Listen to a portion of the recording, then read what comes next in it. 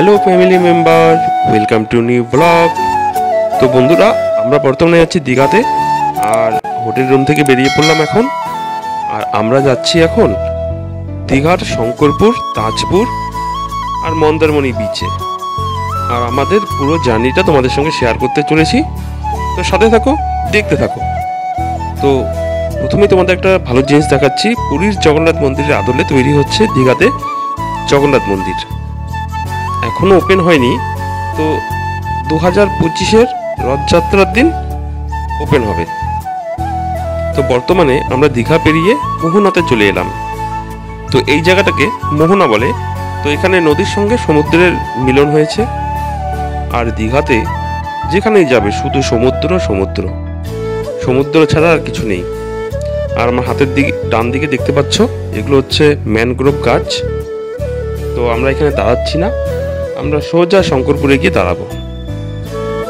আর এটা হচ্ছে মোহনা marine drive. Digha থেকে মন্দারমণি যেতে অনেকটা রাস্তা মেরিন ড্রাইভ এর উপর দিয়ে যেতে হয়।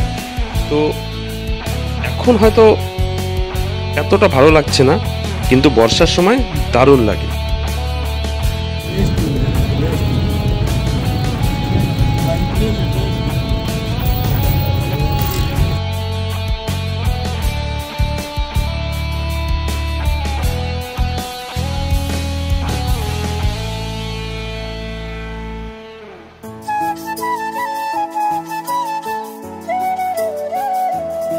তো বন্ধুরা, এটা হচ্ছে শঙ্করপুর। এখন শঙ্করপুরে চলে এসেছি। এখন আমরা শঙ্করপুরে ঢুকবো না, ফেরার সময় ঢুকবো, কারণ আমাদের হাতে সময় নেই এখন।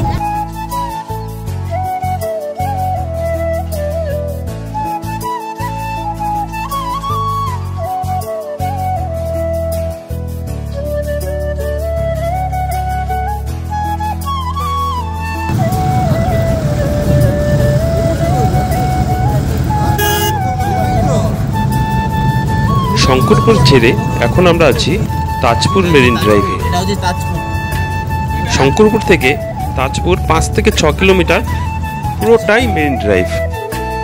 এখন দুপুর, তো গায়ে প্রচণ্ড রোদ লাগছে, কিন্তু বিকেলে মানে তোমরা ভাবতেও পারবে না এত সুন্দর লাগে মেরিন ড্রাইভের পাশে বসে থাকতে, সমুদ্রের ধারে বসে থাকতে।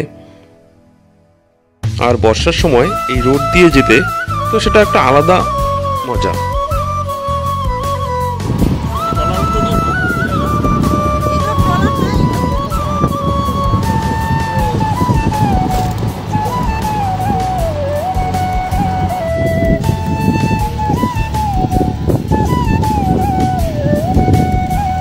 তো বন্ধুরা, আমরা এখন মন্দারমণি বিচে এসে পৌঁছলাম।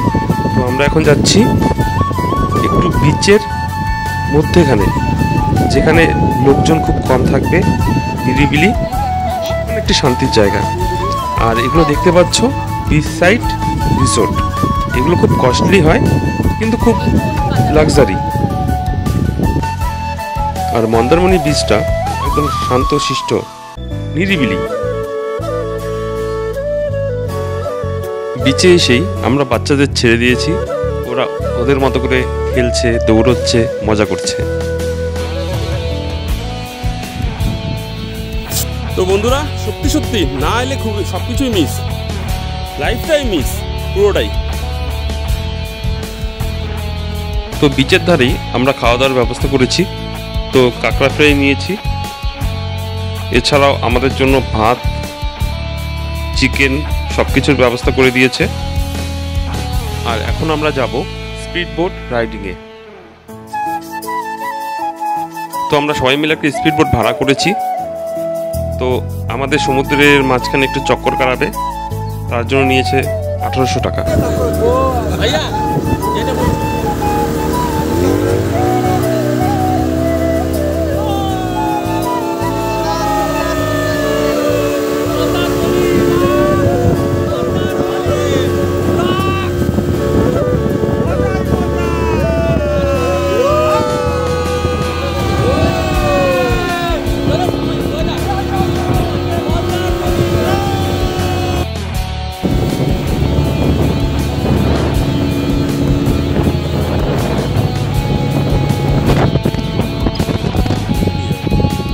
বন্ধুরা এই কদিন যা কাটলো নিয়ে গেল কি বলবো তোমাদের, কিছু বলার নেই।